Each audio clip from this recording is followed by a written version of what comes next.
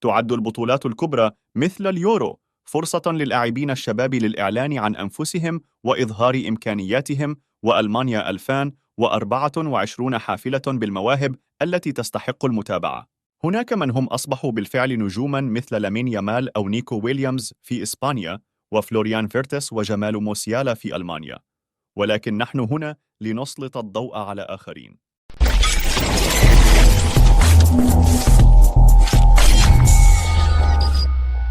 ألكسندر بافلوفيتش. كان استبعاد ليون جوريتسكا حدثاً ضخماً في صفوف المانشافت، ولكن من يتابع بايرن ميونخ يعرف أن الأمر حدث بالفعل في صفوف النادي مع النجم المخضرم قبل أن يتكرر في المنتخب، والسبب بافلوفتيش.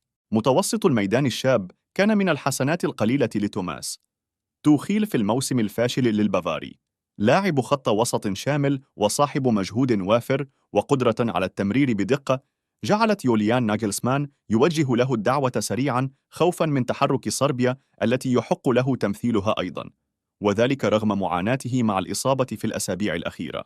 ميلوس كيركيز، رغم أنه يبلغ من العمر 20 عاما فقط، ولكن الظهير الأيسر للمجر يملك سجلا حافلا، إذ لعب بالفعل مع ميلان في صفوف الشباب، وكذلك رابيد فيينا، بالإضافة لتجربة لفتت الأنظار مع الكمار، والآن يتألق في بورنموث.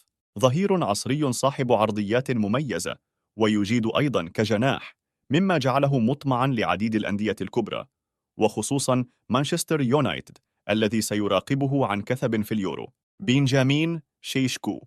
لم يحصل السلوفيني على لقب هالاند الجديد من فراغ. البداية في سالزبورج والانتقال إلى ألمانيا حيث يلعب مع لايبزيج، والسجل التهديفي، كلها أمور جعلت المقارنة مع النجم النرويجي منطقية. تم ربطه بالفعل بالعديد من كبار القارة، وخصوصاً أرسنال وميلان، وستكون أوروبا مسرحاً مناسباً للإعلان عن نفسه، خصوصاً في غياب هالاند الأصلي. جيريمي فريمبونغ. اختاره موقع جول الشهير كأفضل ظهير أيمن الموسم الماضي في أوروبا، عقب صولاته وجولاته مع باير ليفركوزن وإنجاز ثنائية الدوري والكأس ونهائي الدوري الأوروبي. سجل 14 وصنع 12 بكل المسابقات، سجل جعل رونالد كومان يستعين به مؤخرا كجناح وليس ظهير ليحصل على الحرية الكاملة. برادلي باركولا. تملك فرنسا خط هجومي ناري في صورة كيليان مبابي، ماركوس تورام، عثمان ديمبيلي والبقية، ولكن لا يمكن إغفال أهمية جناح باريس سان جيرمان الشاب. انضم الصيف الماضي وسط انتقادات بسبب دفع بي اس جي 45 مليونا لجلبه، ولم يلعب أساسيا في البداية، ولكن مع الوقت احتل الجناح الأيمن لباريس، ورغم قلة مساهماته التهديفية 9 بين التسجيل والصناعة، ولكن صاحب 21 عاما أظهر إمكانيات تؤهله ليكون خليفة مبابي. يوهان باكايوكو.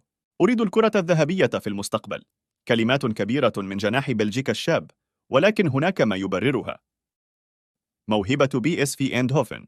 سجل 14 وصنع مثلها في كل المسابقات بموسم تحقيق لقب الدوري الهولندي، ويدور الحديث على الجناح الموهوب ليكون المعوض المستقبلي لمحمد صلاح في ليفربول بعد التطور الكبير الذي عاشه في الكرة الهولندية.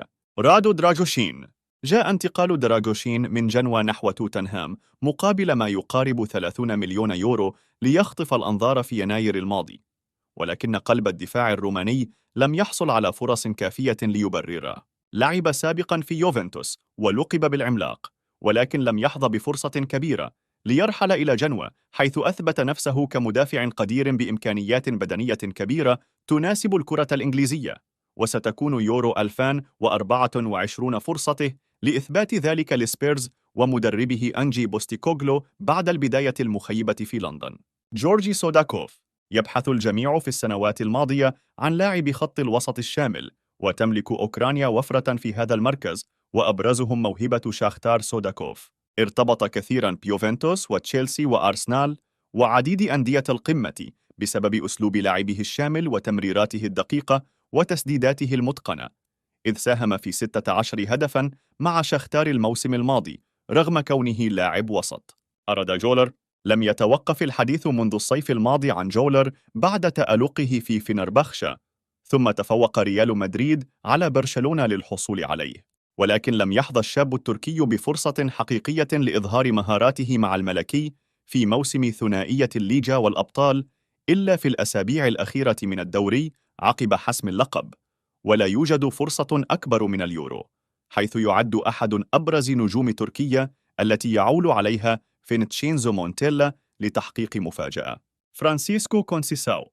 تملك البرتغال العديد من المواهب بقائمة يورو 2024، ولكن سنختار جناح بورتو الشاب.